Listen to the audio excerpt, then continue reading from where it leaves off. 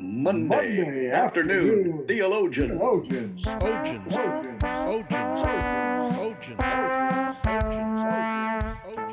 Preparing to be shocked and amazed. Here we are. Here we are, and we're actually in episode 8B. That's B as in secondary position, not better as in class A or class B. Right. That was always how I kind of saw those designations, because I was a pretty good student. I was a mostly A, sometimes B, one D in business laws, and in the midterm I had a D, so I dropped the class. But I remember in high school in physics, I was doing just fine all the way through. And then all of a sudden, my grade went from an A to a B. And it was all because I wasn't catching on to electricity. And I think it's pretty likely because I would take those paper clips and put them in the light socket and get the shock, and it kind of fried my brain as far as electricity goes. So I didn't do quite so well that particular semester. Electricity and I don't get along very well either. I could see why probably that would drop your grade. That physics class was actually quite a bit of fun because we got to do these fun experiments, and it was a lot like playing in kindergarten instead of actually having a serious class. Yeah. So our labs were a lot of fun. I like the one where you put everybody in a circle and they all grab hands, and then somebody cranks up that generator and it has this pulse of electricity just going. Yeah. I had a friend in Arizona. We played trumpet together at church, and he was a brilliant math guy. In fact, he taught high school math, and he got all the way through to his last semester of college and realized that he needed a lab science. And so as a senior, he took freshman physics because it was the most like math. That's good. I probably would have gone with the black lab. Or probably a chocolate. That would be nice. Yeah, they're so friendly. And I had one experience when I thought, I just know that I have hit the right circuit breaker. And so now I can just get into the switch and replace the switch with no problems. But apparently I had not flipped the right switch, and that particular switch was still hot. And it kind of gave me a little zap like that. And I had so much energy from that I threw the screwdriver, just threw it as hard as I could. And it hit the carpet, bounced up, and was spinning. And there were two big windows at the end of that room. And I thought, oh, I'm just waiting for it to go crash. And instead it went right in the wood between the two windows. So it's interesting that we're talking about electricity. And last week we introed this with the third rail concept, which of course is the power supply to some of the big subway trains and such that you never want to touch because they're high voltage electricity. Yes. And we're just going to keep going with that theme today. We are. And we're going to be revealing that huge third rail word. If you didn't listen to the end of 8A, you need to go back and listen to that, because we're helping set you up for this so that you're not shocked by it and you're not put off by it, because we're trying to show you how this word is going to come into play, because we're looking at it historically rather than trying to use it as a weapon against some tribe. That's not our purpose today. And that big word is progressivism. That's the word that if you use that today, it's just guaranteed to stir up controversy among many people. Last time we looked at it from a sociological perspective, and today we're going to get into that awful world of the political arena and see how progressivism is there versus some of the other thought processes. And then we'll take a look at it theologically. And with all of the stuff that we do that's controversial, what we're trying to present is the truth in love.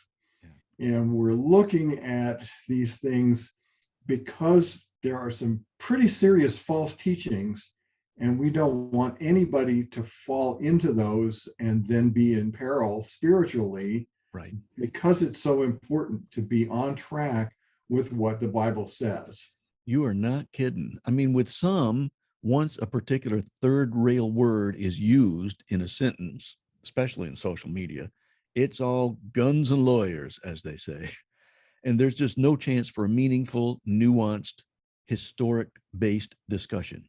That's one reason why we camped out so much on the need to exhibit the fruits of the Spirit and to develop a relationship with the people we're speaking with so they can sense our compassion. And to know that we're not trying to use words as weapons, we're actually just trying to find out, what do you mean by that? What do we mean by that? Can we find an area of commonality? Can we find the scriptural truth? Because that's ultimately where we're aiming, which is why we're going to save theology for last.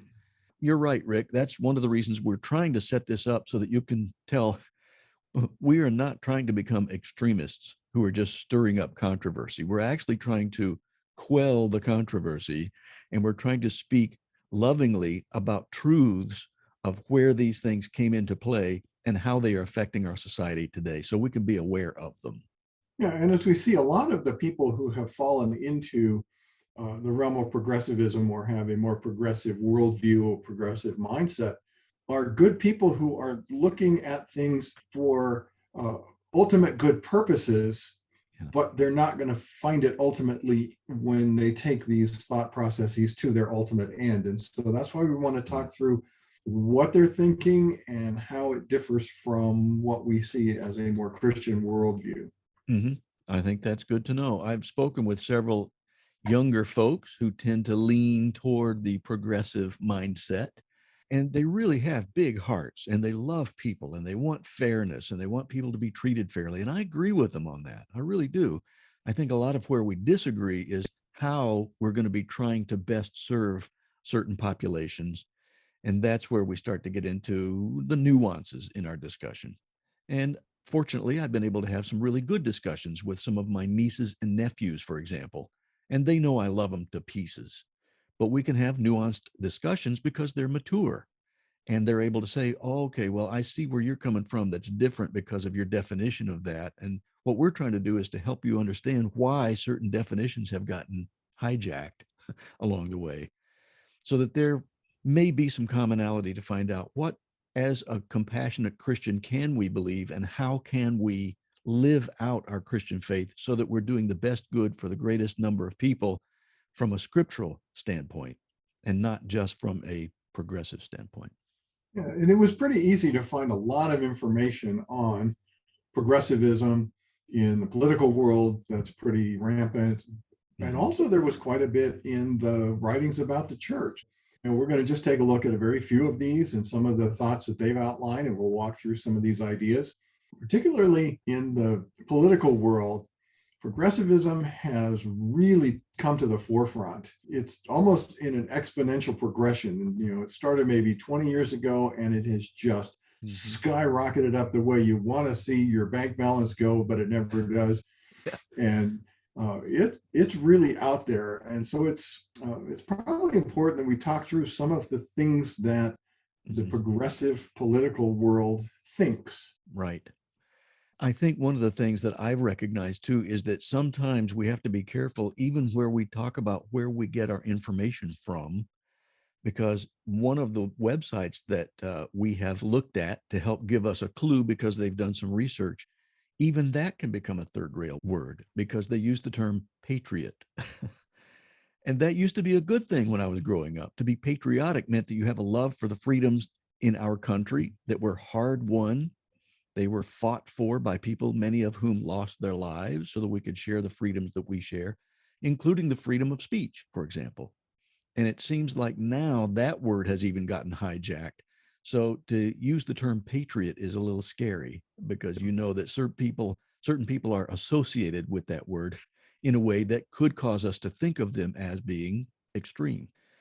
So again, we just tiptoe our way all the way into this stuff by saying, we just want to give you some facts based on where we think we can see things leaning in the last 20 years or so. And some of that creeps into the political views, like Rick has just mentioned. And so we're going to take a look at some of the things that are basic fundamental premises in the progressive thought in the areas of faith and in universalism and in social justice. And then we'll come back and we'll talk about some of the counterpoints that maybe make it a little bit less attractive when you put it in, couch it in different terms and from a different perspective. So in the area of faith, we find that political progressives tend to be much less likely to be evangelical Christians. Say only about 16% claim to be Christians if they also claim to be politically progressive. We also find that a larger percentage of atheists and agnostic tend to say they are politically progressive. It's about 28% of the progressives say they have no belief in God, or they're just not sure if there is something out there. Mm-hmm. And that's a higher percentage than in the population as a whole. Yeah, and I think probably based on my readings, that's increasing rather than decreasing. We're seeing more and more people kind of bail from their earlier childhood religious experiences, and they're now calling themselves either the nuns, not N-U-N, but N-O-N-E, and that they are either agnostic or atheists. And what we see happen in practice then is the progressives are more likely to mock religious practices, particularly things like prayer or reading the Bible, those kind of things. Mm-hmm. And they are pretty much opposed to any mention of God or godly principles in the platforms that they put together for their party. They also tend to reject capitalism. They will advocate socialism and government control over pretty much everything. And what we'll see as we move forward, one of the goals of socialism is always communism. They couch it first in socialism, and then on that spectrum, it moves into communism, and that's pretty much full government control. And their faith is not in any type of spiritual entity. Faith is in the government. And from what I've seen about most governments, that's not a very good place to put your faith. No. And even just one of the sentences that you just said, which I agree with, that it may start with socialism, but it eventually leans toward communism. That's not something that we just made up. That's just looking back at history at a whole bunch of other countries. That is typically the way things go. And a lot of the reason they go that way is because there is sin in the hearts of humankind, and power corrupts.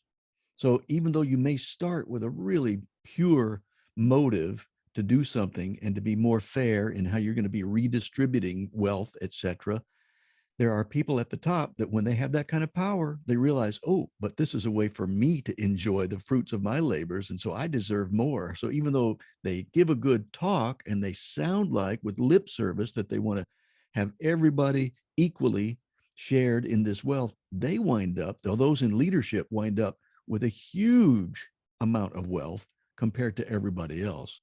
So it just never works out right that way.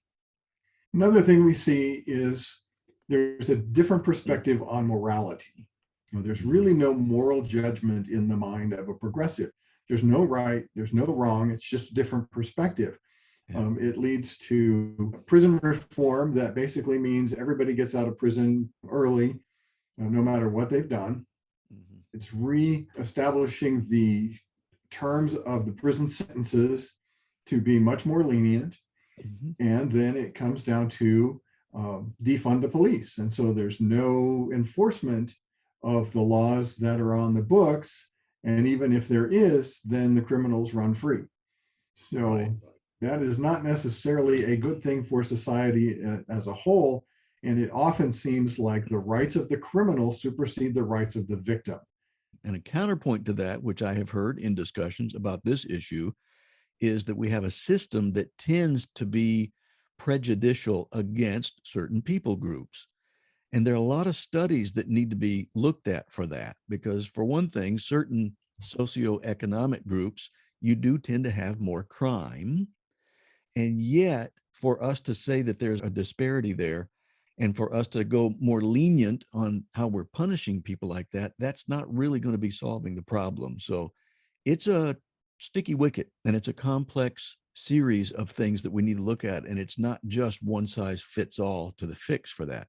But if we start thinking about an overarching no moral judgment, there's no such thing as right or wrong, it's just a matter of perspective, that's when we can get ourselves into a world of hurt. Because as soon as we become the recipient of somebody else's bad choice, then suddenly we start rethinking that. When we let somebody off the hook and they get out of prison and then they kill our dog and do something terrible and steal all of our goods out of our house, then we're thinking, wait a minute, maybe we should have paid closer attention to what this punishment is there for.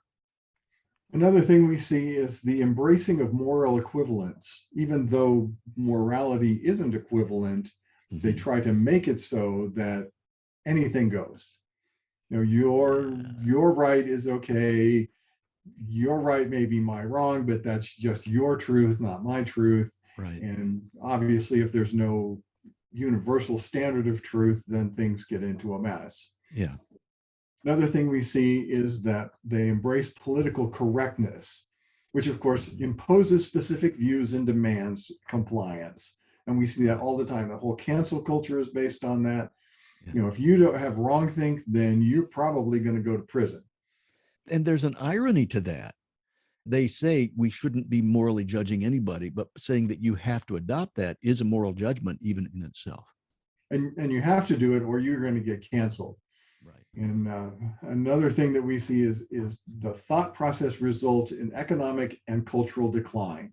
And we can see that in so many places across our country. We can see it in other first world countries and even into some third world countries that if they're trying to follow these particular premises to the point that they are looking for social justice and placing the status of the earth above that of the people within it, then there's no food. We saw that in Sri Lanka, where they just absolutely rioted and took over the government buildings because they said, you can't use the type of fertilizer that actually makes your crop grow because that's not helping the climate. You're hurting the earth by using these particular fertilizers.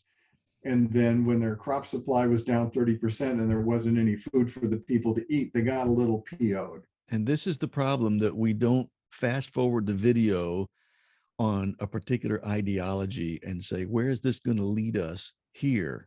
And we don't think that through very clearly, and it becomes detrimental to a lot of people that way. So we're trying to ratchet out and see the bigger picture about this rather than using this just as a third rail word to slam another people group. And so those are some of the premises that we see in faith of the progressives. Let's take a look at the concept of universalism within their mindset. Under universalism, we have the concept that all nations and cultures are equal. None of them are unique and none of them are exceptional. They're all equal. There's no difference between any of them. And we would have a problem with that because there are some folks that would say, oh, wait a minute, what about those cultures where women are oppressed and forced to become subservient? And in some cases, if they would step outside the cultural expectation, they could be beaten without any penalty, or they could even be killed. And they would consider that an honor killing. That seems like a human right that's being violated there. So to say that all nations and cultures are equal is to miss the fact that certain ideologies are terribly oppressive to certain people groups, and in this case, to certain genders. And I think that that can become very, very dangerous as well as we play that out over time. Well, and that's where we see in practice the concept that there is no distinct morality. Right. They would say that, in America, there's one morality, and these other countries, there's a different morality, and therefore the consequences of breaking those morals are different, and that's okay. Another thing we see under universalism is there's no national pride. Your nation doesn't really mean anything. It's because we believe in humanity as the bigger entity, not these little subgroups that have been arbitrarily dropped into nations. Right. Did you happen to see that TV show called Community? I did not. It was about a community college. They were trying to come up with a politically correct mascot. And it had no features. And so it just looked like this ghostly blob. It was just cracked me up.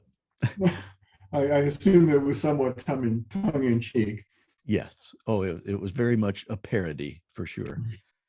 But when we say that every country is equal and that we shouldn't celebrate any kind of a pride in our own freedoms or in our people group or in our nation, there are some dangers to that too, because any ideology, when taken to an extreme, winds up becoming dangerous. And it certainly can be if you take that one to an extreme as well. Yeah, another premise is that the United Nations or a one world government and the world courts are superior to anything we would find on a national level. That's a little scary. Keeps coming back to that. Those who are in power and who have a lot of resources have sway on the decisions of other people.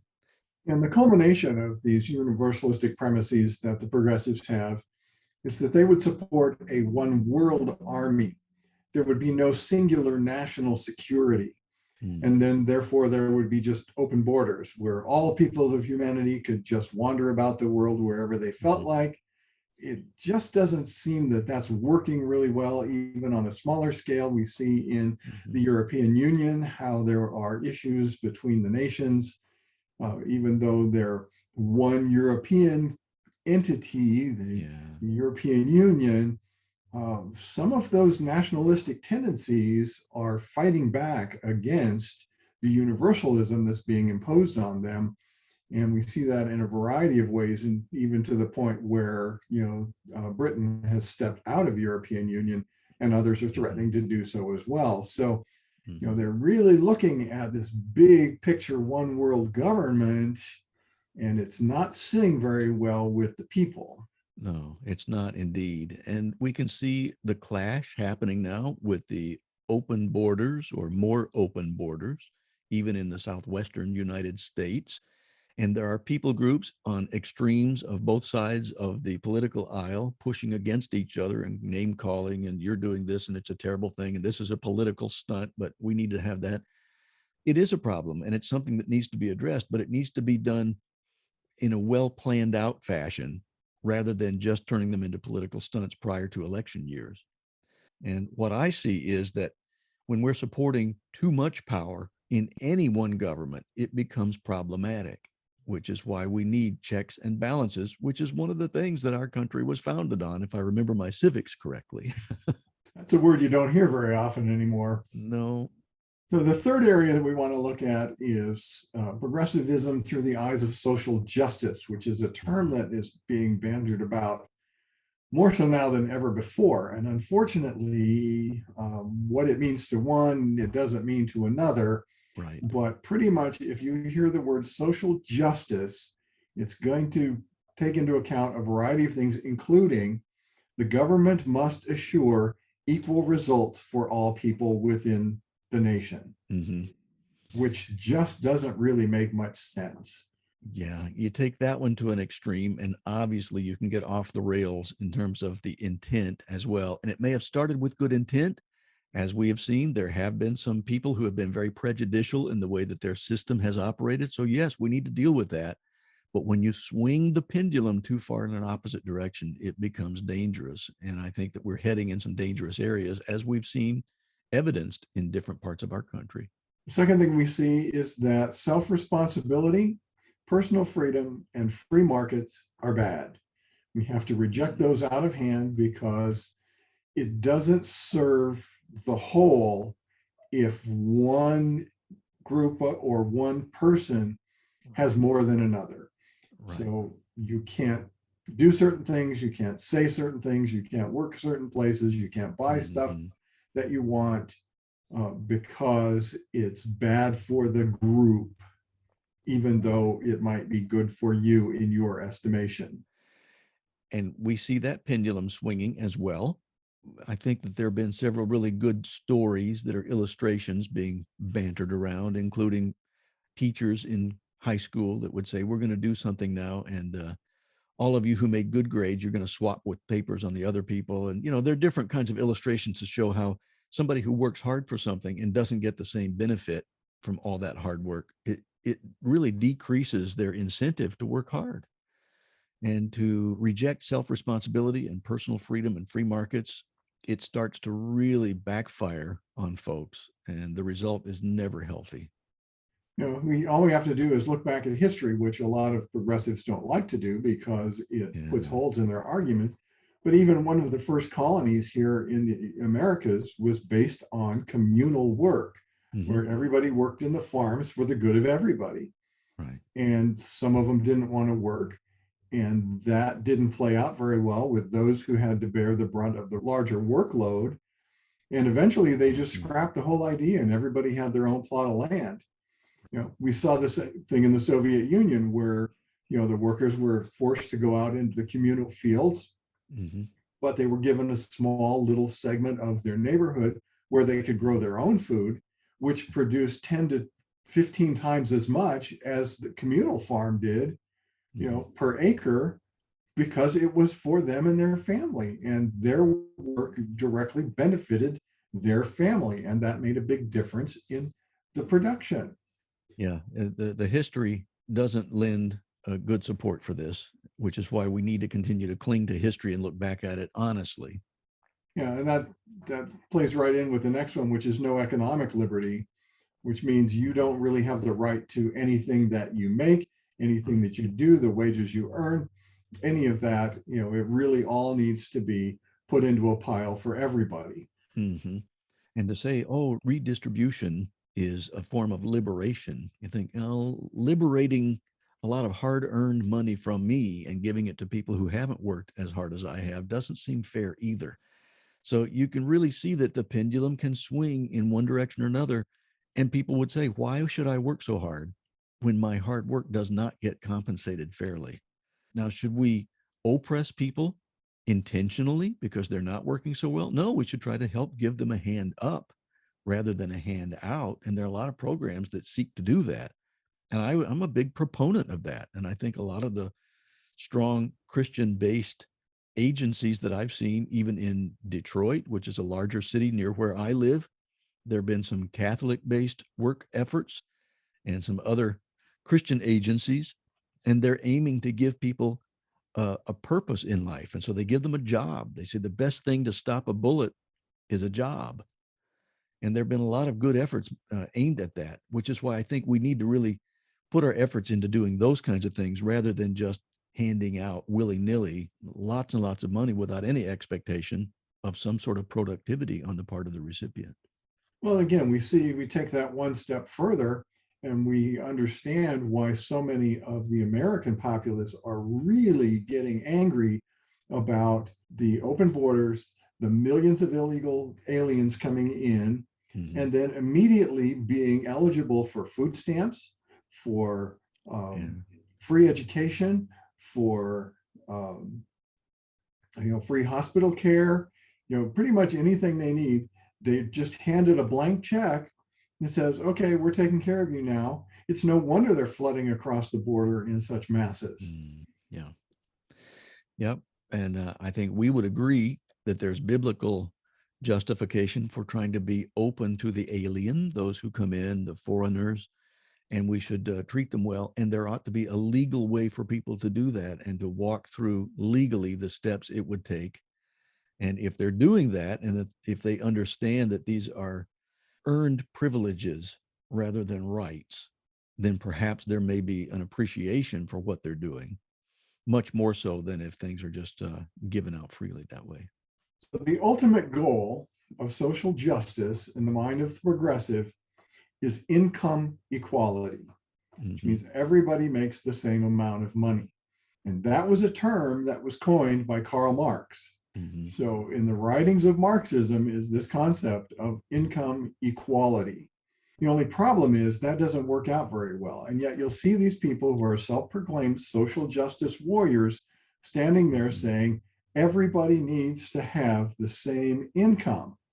I think you have to be a little bit blinded to the fact that the government is not a business. It doesn't earn money. It takes money from taxable people.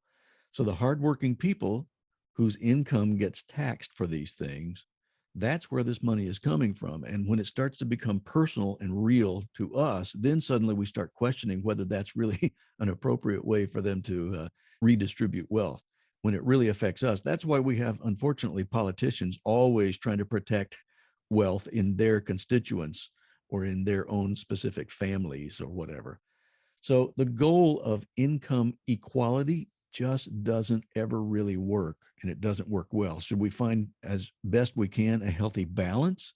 Yes, absolutely. But to make that our ultimate goal, I think it's very dangerous. And there was a fairly conservative college professor who wanted to illustrate that with his students. And so he said, here's the results of the test. And he handed it out and he said, okay, so many people got A's and B's and C's and other grades, but that's not really very equitable. So what I'm going to do is I'm going to take points from the A students and give them to the F students. I'm going to take points from the B students and give them to the D students, and everybody's going to get a C. And the whole classroom erupted because of the unfairness of such a thing. And yet that's exactly what the progressives want as far as income goes. So let's take a quick look at counterpoint. We've kind of talked through some of these issues on one side and given a little insight into the other side of it. But if we look at a more conservative mindset in the area of faith, we find that there are God-given rights, and they are the foundation for freedom and liberty as enjoyed in America, which was the first country to actually put in their documents that there would be freedoms, there would be liberties given to the people that come from God and not from the government. And we don't really see it anywhere else to the extent that we do here in the US. Right. You know, we see a little bit of it in other places, but even as we saw in Canada, as we saw in New Zealand during the COVID pandemic, the governments were taking away the freedoms and there was no recourse because the documents didn't say anything about it, or they were in such a limited fashion that there was no recourse by the populace against their own government. That's what was, I think, becoming more vexing to certain people in our country than anything else. It was that they felt that there was overreach. And you and I have tackled this issue way back when we were talking about the fact that if you were to give up a few of your own personal liberties for the sake of showing somebody compassion for the sake of the gospel, that's different than doing it because I'm just willy-nilly going to accept everything the government throws at me. That's wrong as well. We should be pushing back against that. And I can hold both of those things up at the same time and believe in them both. We should push back against government overreach. We absolutely should. And if I choose willingly to do something that the government says I should do, even though I disagree with the overreach, for the sake of sharing the gospel with somebody, I should feel free and do that. And that sounds like that may be wishy-washy, but I think that there's a lot of biblical precedent for that, especially the meat offered to idols issue that we brought up earlier. We recognize that the foundation of this country in America were those God-given foundational freedoms and liberties, and they were hard won. And we also find that our national identity, our country, if you will, and on even a smaller scale, the family are very important. And they're actually the foundation of the exceptionalism that we've seen in this country for a couple of hundred years that now a lot of the progressives want to stamp out, to the point that there is no exceptionalism. In fact, there is no family. We see how the breakdown of the family has almost seemed intentional by those on that side of the worldview. And we're seeing the fallout from it, unfortunately. And it's making it increasingly difficult for churches to be able to try to uphold family without feeling pushback, because we don't want to be seen as somebody who doesn't embrace single mom families and other situations that are very difficult for those folks. And we should uphold them and support them as best we can. But we still believe that the nuclear family with a mom and a dad, God provides some wonderful complementary issues there that come into play that are really strong for a foundation, if that works the way that God originally intended, in the way he has established things back when he invented all of that in the first place. You know, we see one of the phrases they like is, it takes a village to raise a child. But when you take that to the extreme that we're seeing today, it means that the village owns the child, not the parents. Yeah. And it is the village that makes the decisions for the child, not the parents. And we see the destruction that that's causing. Another thing that we see is that the religious freedoms, and in fact, all of the freedoms, have to be defended. We can't give away our freedoms. We can't give away our liberties because they never come back.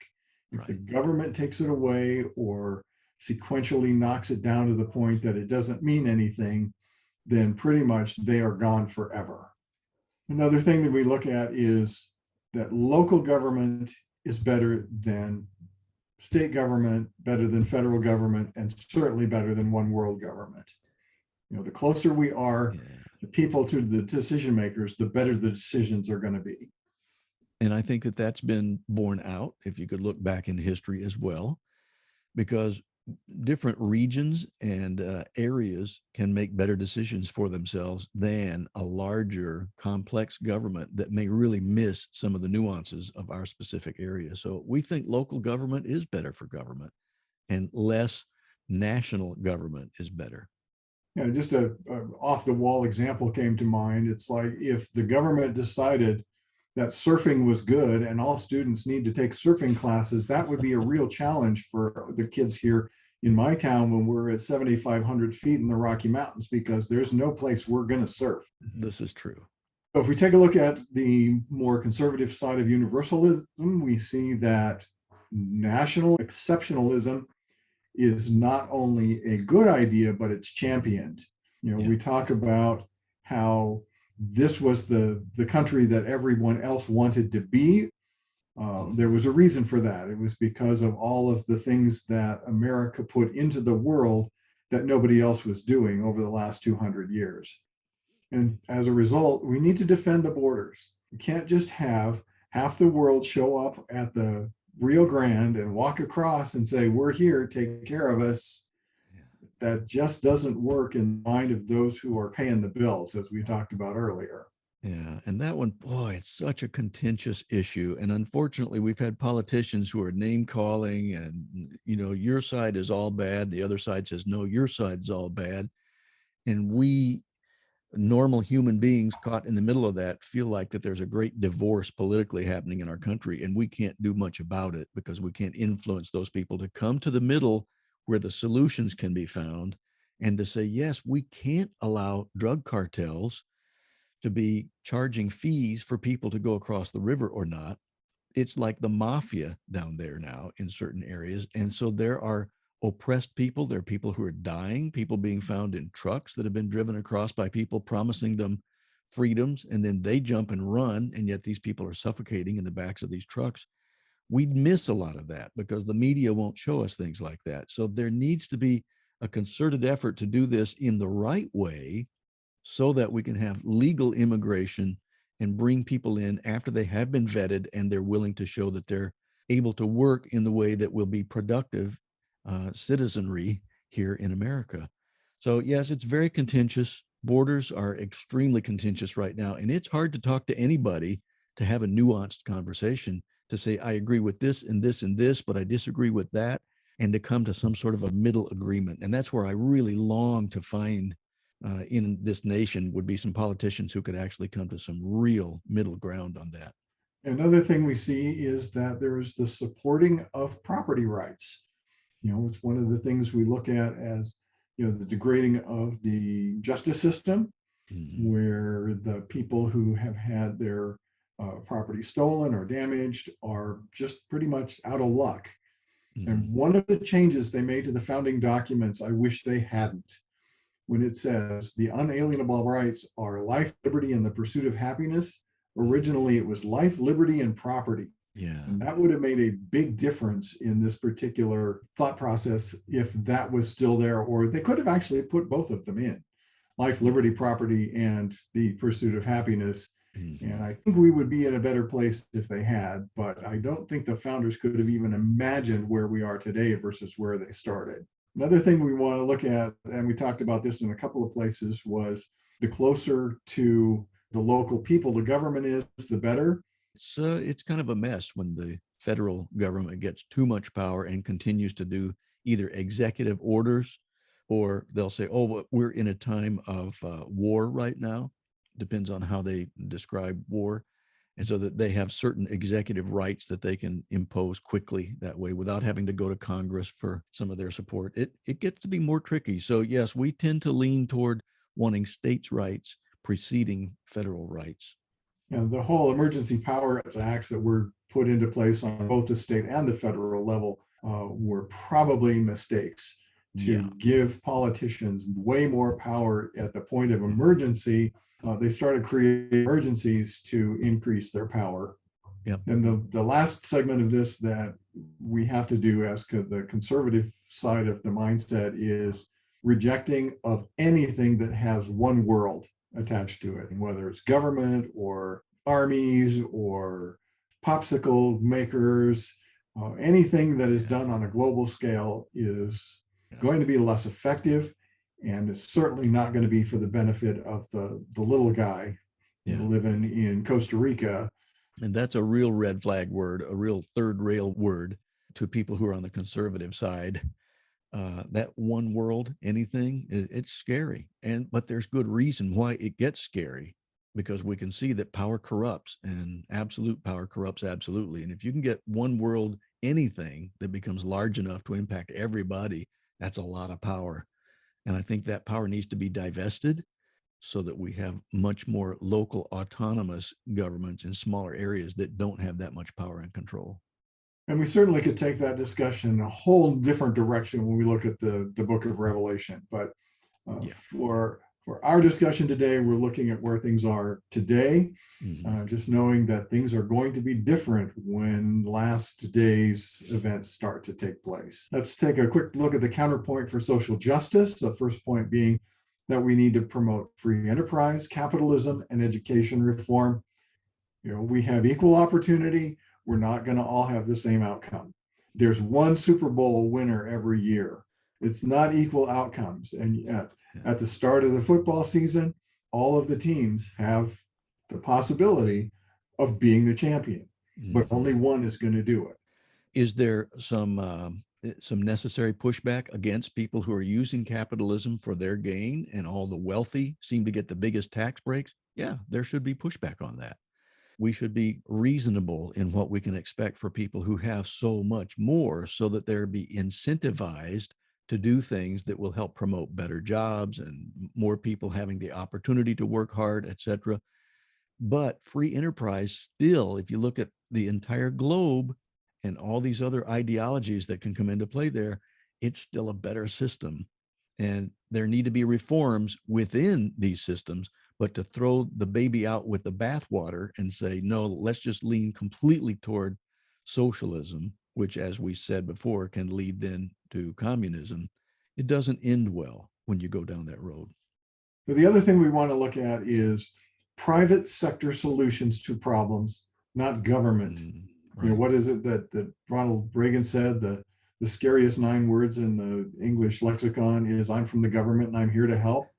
Right. I was just listening to a response to Hurricane Ian this morning, and they were talking about how in the aftermath of Katrina, it was the charitable organizations, what they called the faith-based FEMA, that came in and were immediately on the ground, able to fix things.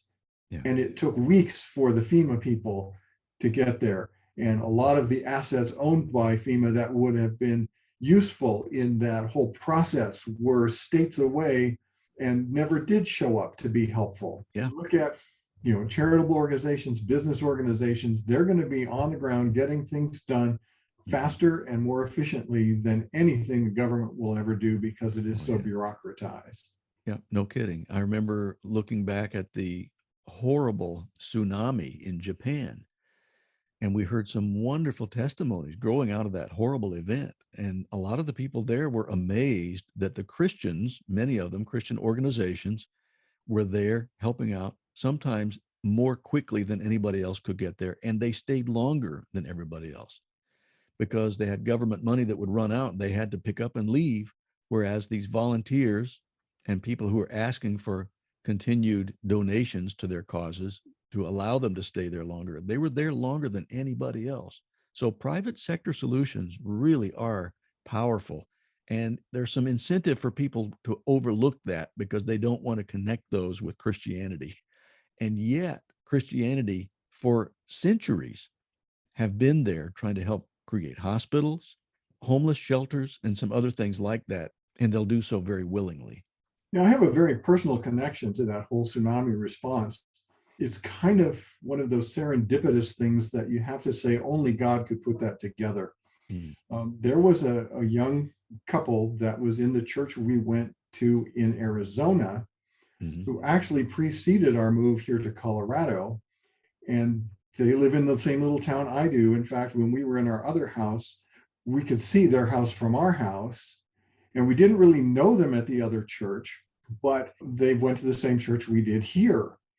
And the shameless plug is for my play, No Ordinary Day, which outlines the Bema Seat judgment. But seeing that particular performance that we did in the church motivated this young woman to contact a mission agency in Japan where she grew up. Now, she's a blonde-haired, blue-eyed American, but she said that play motivated me to go back and work with a mission organization in Japan.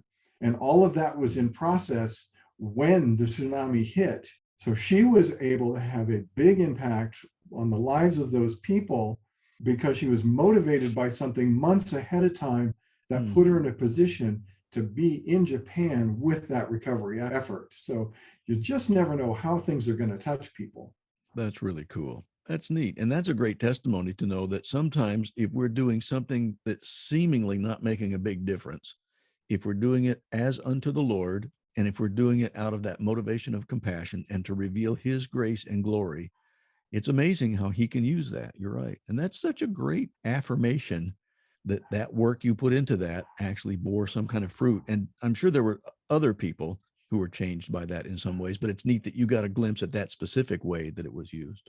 Yeah, and that theme is in the play, where you don't really know what you do, how it's going to affect other people, but yet we look at some of the lineage of what we call, the spiritual genealogy of how people relate to each other and come into the kingdom, and how their disciples make more disciples in different generations spiritually. Right. And we won't know until we see who's there and trace the lines back. And I think it's just going to be fascinating. And some of the silliest things that we do can have the biggest impact. Yeah. We talked about one of the other little skits I did where a young woman is killed in a car crash, and how at her funeral service, thousands of lives are changed. Not necessarily that day, but down through the spiritual genealogy and the results of the work from the lives that were changed that day. We're not in this alone. This is a many, many, many generational process. Let's finish up with the last point of social justice from the more conservative side. And we talked briefly about this, how we want to get the business out from under the regulation and the partnerships with government, because those never end well. Yeah, we're already starting to see some fallout from people who originally looked like they were very cooperative in big pharma back through the pandemic. Oh, let's cooperate together and we'll share everything that we're learning, and we're going to put out as many of these vaccines as we can and make it accessible to everybody.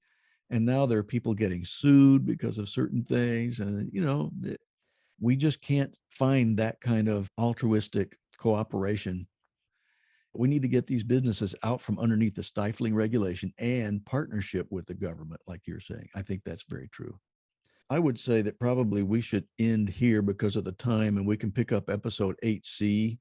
We have taken a pretty long-winded look at the political side, and we had hoped to look at the theological side today, but due to time, we're going to push that to next time, and we'll do an 8C, and we'll look at how progressivism is infiltrating the church.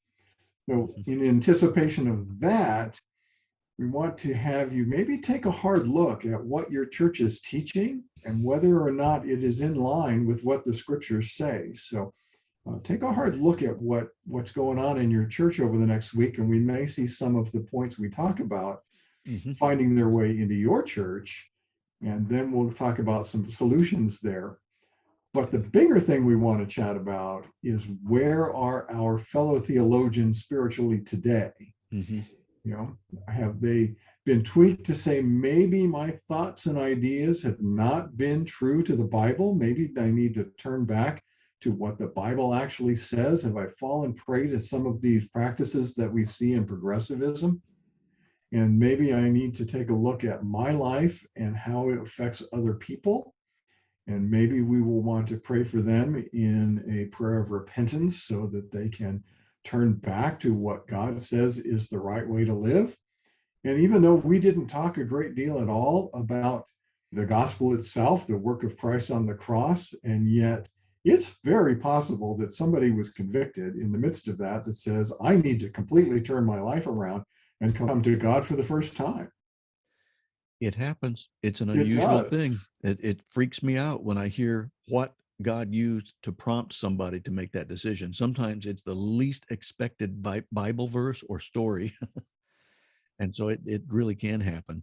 And I think also one of the things I want to pray for our fellow theologians is, have we been so contentious and unable to have a spirit-filled conversation with somebody who differs in their opinion from us? And can we use the fruit of the Spirit as the guide to say, I'm going to be gentle and long-suffering and patient and have kindness in how I approach this person, being willing to listen to what they say and how they believe something and what led them to that, so that we can connect with them at a spiritual level and talk to them about Jesus. That's where everything ought to be taking us. And if we have allowed our political ideologies to drive us apart to the point that we can't even have a nuanced discussion, then something's wrong. And I would like for us to pray that God would give us the opportunity to become good listeners, empathetic listeners, good question askers, and to help have conversations that can lead us ultimately to talking about Jesus, who is the answer to all of our biggest problems. Let's do that. Let me offer a prayer. Father, if there's somebody here right now who needs to say, you know, I have been awfully contentious and I catch myself getting angry at the drop of a hat, and I just get ballistic when I hear somebody at the opposite side of where I stand on some of these issues. And I pray that they will start to understand that we need to be open-minded enough to hear where another person's coming from so that we can understand them better for the purpose of being able to share Christ. We may not always agree on all of these kinds of issues. We may not fall down on every subpoint, especially if we have been raised in a different environment or if we've been exposed to different media. And that's okay. We're not going to agree on every point. I would hope that we can agree that there's one great solution to the biggest problems of our world, and that is Jesus Christ. He's the one that we need to be focusing on, and we need to exalt him and reflect his glory to other people around us. And so I pray that our fellow theologians will be convicted at times by the Holy Spirit to say, I need not to make politics the central focus of my life. I need to be able to speak about politics. And certainly I want to help reform where there is reform necessary, but I want to be a reformer from a biblical perspective. And I want Christ to guide that through his Holy Spirit. And so I want to put Christ first in my life. And then if there's that person who also needs to take that first step and say, yes, I just need Christ, I need to take that step right now, then I pray that they'll do that. And I pray that they will accept you by saying, I'm a sinner. I need that forgiveness that you have to offer me because of what you did for me on the cross. And I want you to transform my life because I realize that there's really only one thing that's going to last forever. And that is Jesus Christ and those who are under his care and protection and covered by his blood, because it's that blood atonement that gets me free from sin and the results of sin. Thank you for that. And Father, I pray that right now, as we continue to try to wrestle with some very contentious third rail words, that you'll continue to give us the motivation of love for all mankind, because we love them enough, as you do. We want them to be able to embrace Christ as we have, so that they can see that real freedom and real hope and real purpose comes from Christ alone. And we pray these things in your name. Amen. Amen. Monday afternoon theologians. Theologians. Theologians.